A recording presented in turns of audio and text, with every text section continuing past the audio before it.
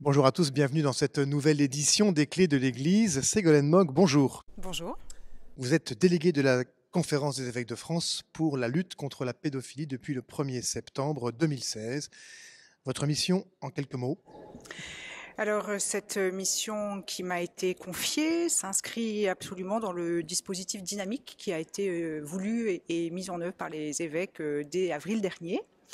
Elle consiste d'abord à faciliter localement la mise en œuvre de l'ensemble des modalités de lutte contre la pédophilie.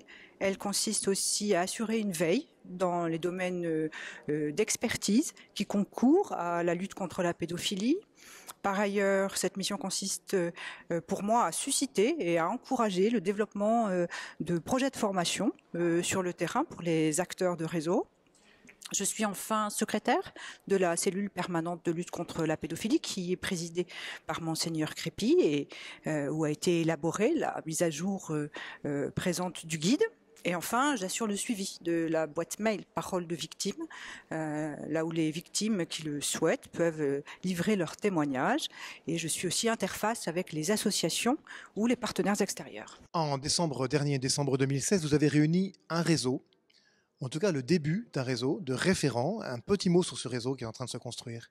Alors nous avons invité au début du mois de décembre, ici pour une journée de formation et de travail, l'ensemble des personnes dans les diocèses, mais aussi dans les congrégations et les communautés religieuses qui sont en charge de l'ensemble des moyens de lutte contre la pédophilie, les membres des cellules d'accueil, mais aussi ceux qui ont une responsabilité particulière dans le domaine de la prévention. Voilà, il s'agit donc concrètement de mettre des gens en marche, finalement, autour de nos évêques et dans l'Église pour être en veille, en vigilance et en prévention sur cette question.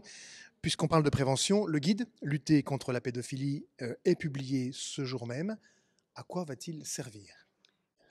Alors, il est prioritairement destiné aux acteurs et aux responsables locaux qui sont en charge de l'ensemble de ces questions, c'est-à-dire les prêtres, c'est-à-dire les laïcs, les éducateurs, les animateurs de jeunes, les enseignants, mais aussi les parents.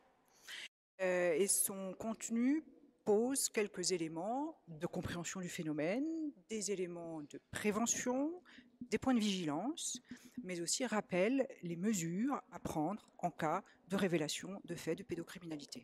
C'est donc un outil qui est destiné à être pris en main, travaillé, creusé, réfléchi finalement. C'est un outil de formation permanente qui demande d'être travaillé en équipe et de façon régulière. Il s'agit de la 3e édition du guide Lutter contre la pédophilie. Quelles sont les modifications majeures qu'on y trouve? Pourquoi une 3e édition? Alors, il nous a semblé le bon moment pour pouvoir faire des modifications de deux ordres. D'abord, nous avons mis à jour, actualisé l'ensemble des données qui étaient obsolètes. Beaucoup étaient des données chiffrées, mais pas exclusivement. Et cette mise à jour a consisté particulièrement à actualiser les données juridiques. Nous avons par ailleurs apporté des éléments nouveaux, des éléments de contextualisation. Je pense par exemple au paragraphe sur la pornographie et l'emprise de la pornographie. D'autre part, une modification importante a été apportée à la rédaction des encadrés dans un souci plus pédagogique.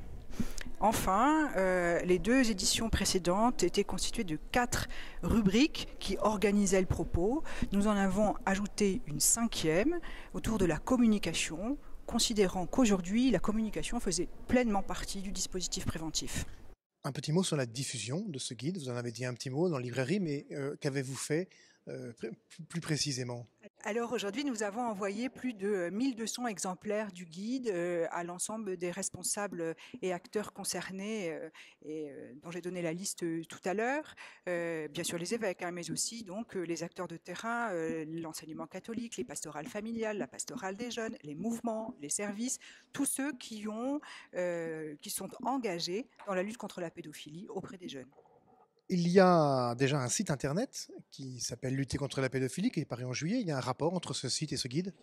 Oui, en fait, vous trouvez sur le site tout le contenu réorganisé de manière adaptée au format numérique. Alors, un autre sujet, une autre question concernant la lutte contre la pédophilie. Vous avez travaillé vous-même à la mise à jour de l'enquête de 2010 sur le nombre de clercs actuellement emprisonnés, ayant purgé leur peine ou mis en examen Quels enseignements on peut tirer de cette mise à jour? Alors cette enquête a été menée dans le courant du dernier trimestre 2016 auprès de l'ensemble des évêques. Cette enquête, qui est une enquête quantitative, révèle d'abord qu'aujourd'hui, à la date où nous publions, 9 clercs sont incarcérés pour des faits de pédocriminalité. 27 sont mis en examen. En 2010, ils étaient 51 à être mis en examen. 37 clercs ont fait l'objet d'une mesure de justice et aujourd'hui sont sortis de prison et ont exécuté leur peine. Donc ces 3 questions étaient les questions déjà posées en 2010 et nous permettent de mesurer l'écart.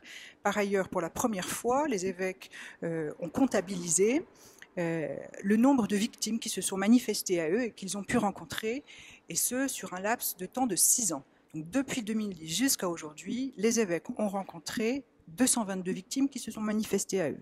On sait quelque chose de la date des faits pour lesquels elles se sont manifestées, ces victimes? Ce que nous savons, c'est qu'environ 60% des faits qui ont été révélés sont des faits qui se sont déroulés avant les années 70, certains même dans les années 40. 4% sont des faits qui se sont déroulés très récemment, donc dans les 15 dernières années, ce qui laisse environ 35% de faits qui se sont déroulés entre les années 70 et les années 2000. Ségolène Mogg, merci beaucoup pour toutes ces précisions. J'indique que ces éléments sont disponibles sur le site luttercontrelapédophilie.catholique.fr, luttercontrelapédophilie.catholique.fr et sur le site églisecatholique.fr.